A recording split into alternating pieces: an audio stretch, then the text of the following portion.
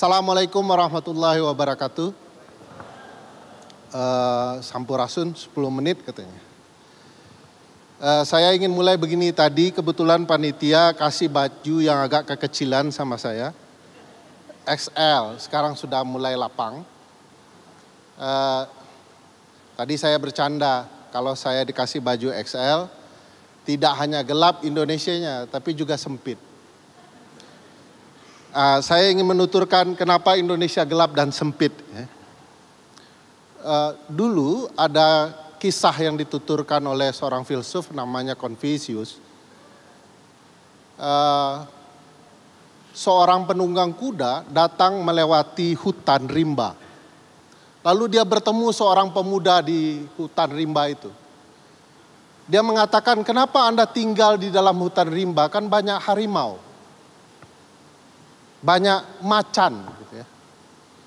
Lalu si pemuda mengatakan, saya lebih baik tinggal di hutan dan dimakan atau berhadapan dengan macan, dibandingkan saya tinggal di kota yang diisi dan dikuasai oleh raja zalim. Kalau macan, dia hanya memakan ketika dia lapar. Tapi raja zalim, dia akan memakan siapa saja meskipun dia tidak lapar. Bayangkan pertama adalah, kalau yang lapar itu tidak hanya rajanya yang zalim, tapi dengan keluarganya yang juga lapar. Sehingga keluarga raja yang zalim akan lebih berkuasa dari sekedar macan Asia di hutan. Sebagian besar belum menangkap arah cerita ini. Betapa parahnya ya, raja zalim bagi rakyat. Rakyat akan lebih nyaman hidup bersama macan. Apakah macan Asia atau tidak saya tidak tahu ya. Tapi orang akan lebih memilih hidup bersama macan daripada keluarga yang zalim. Nah, keluarga yang zalim ini, teman-teman sekalian, ibu bapak sekalian, para guru-guru saya yang ada di ruangan ini, sekarang tumbuh subur di Republik kita. Ada 3 kata keluarga di Undang-Undang Dasar, ya. Pasal 28B Undang-Undang Dasar 1945 menyatakan bahwa boleh hidup berkeluarga, ya, jaminan hidup berkeluarga. Tapi yang terjamin adalah keluarga-keluarga tertentu. Teman-teman harus ketahui, barusan Menteri Lingkungan Hidup ya, melantik adik kandungnya menjadi staf ahli. Teman-teman harus ketahui, barusan Menteri Kehutanan melantik staf ahli 11 orang. Dari partainya sendiri, di antaranya ada suami istri. Ternyata jaminan berkeluarga menurut pasal 28B itu adalah jaminan untuk keluarga-keluarga ini. Yang kedua, pasal 28G ya, bahwa harus ada jaminan penghidupan bagi keluarga.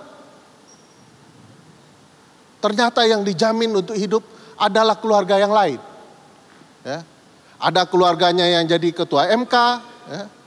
Ada keluarganya yang menjadi wakil presiden, ada keluarganya yang menjadi wali kota, sekarang sudah jadi gubernur, ada keluarganya di perusahaan plat merah negara. Keluarga-keluarga inilah yang berhak mendapatkan pekerjaan-pekerjaan yang layak itu. Keluarga yang ketiga di dalam Undang-Undang Dasar kita adalah pasal 33 ayat 1. Perekonomian ya, disusun sebagai usaha bersama berdasarkan atas azas kekeluargaan. Nah, keluarga siapa lagi nih? Kalau kita lihat kemarin ketika Danantara diluncurkan, ternyata itu bagi-bagi kekuasaan keluarga-keluarga tertentu. Ada keluarga Opung, ada keluarga Jokowi, ada keluarga Prabowo. Keluarga-keluarga inilah yang menikmati ya janji-janji konstitusi. Sementara keluarga bangsa Indonesia tidak dapat janji apapun. Ini teman-teman Unpad, ya, ITB, teman-teman mahasiswa yang pintar-pintar ini, lupakan kepintaran teman-teman. Sebab sepintar apapun teman-teman, hanya keluarga inilah yang berhak mendapatkan posisi tertinggi. Keluarga inilah pemainnya. 5 menit lagi. Ini keluarga siapa lagi yang nulis 5 menit? Pasti keluarga Jokowi kayaknya nih. Sabar Pak Jokowi, masih lama. Kami masih bertahan dan ingin melawan Bapak.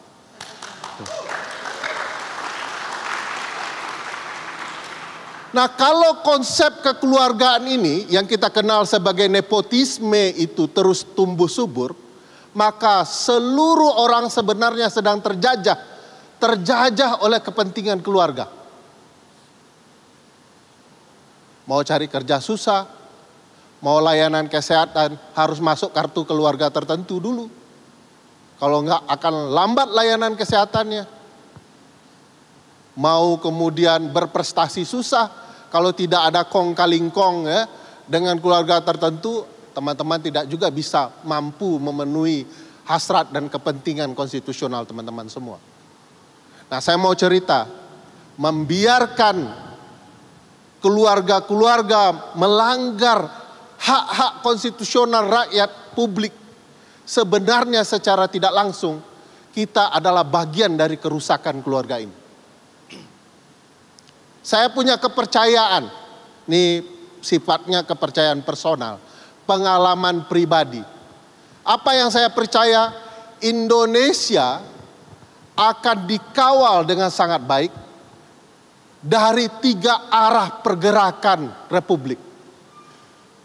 Satu yang saya percaya adalah gerakan mahasiswa di Jakarta, kedua di Yogyakarta, dan ketiga di Bandung. Nah, ini ada pertandanya Bang Eros. Apa pertandanya? Kalau mahasiswa di Bandung jalan kaki ke Jakarta, maka bandit-bandit Republik harus khawatir. Nah, ini tanda-tandanya jalan kaki betulan atau tidak belum ada penelitiannya ya. Yang jelas gerakan Republik, gerakan reformasi bahkan itu diberikan sinyalemennya ketika mahasiswa-mahasiswa Bandung, kami akan turun ke Jakarta dengan berjalan kaki. Itu tanda-tandanya. Kalau belum ada, tanda-tandanya masih agak jauh. Tapi tanda-tanda mulai jalan kaki menuju Jakarta itu sudah tercium dari aroma ruangan ini. Minimal aroma keringatnya gitu ya. Dan saya yakin ya, kekuatan 3 kelompok gerakan mahasiswa ini akan berdampak kepada gerakan nasional. Dan itu selalu menjadi ceritanya. Kalau mahasiswa Bandung sudah bilang kami besok ke Jakarta, itu tanda-tanda. Kalau Jakarta mengatakan kami siap menyambut mahasiswa Bandung, itu juga tanda-tanda. Kalau teman-teman Yogyakarta bilang kami akan naik kereta ke Jakarta, itu juga tanda-tanda. Maka meledaklah gerakan nasional untuk mengawal konstitusi agar Indonesia tidak lagi gelap. Baik. Gelap dan sempit, jangan lupa sempit. Bayangkan kalau gelap dan sempit itu menindas rakyat kita. Beli gas susah, sempit kehidupan, sempit masa. Kita juga tidak minta tolong pada Republik, pada negara, tetapi susah untuk masak sendiri. Mau cari gas pakai motor susah karena Pertaminanya sudah oplosan, motor kita rusak. Mau mengadu, ternyata keluarga semua isinya, mereka lebih memikirkan keluarganya daripada keluarga kita.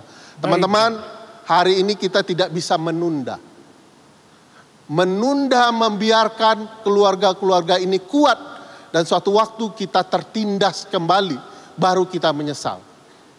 Ya. Meskipun hari ini Ramadan, saya percaya bahwa kemerdekaan bangsa ini dilakukan di bulan puasa. Tepuk tangan untuk Bang Ferry ya.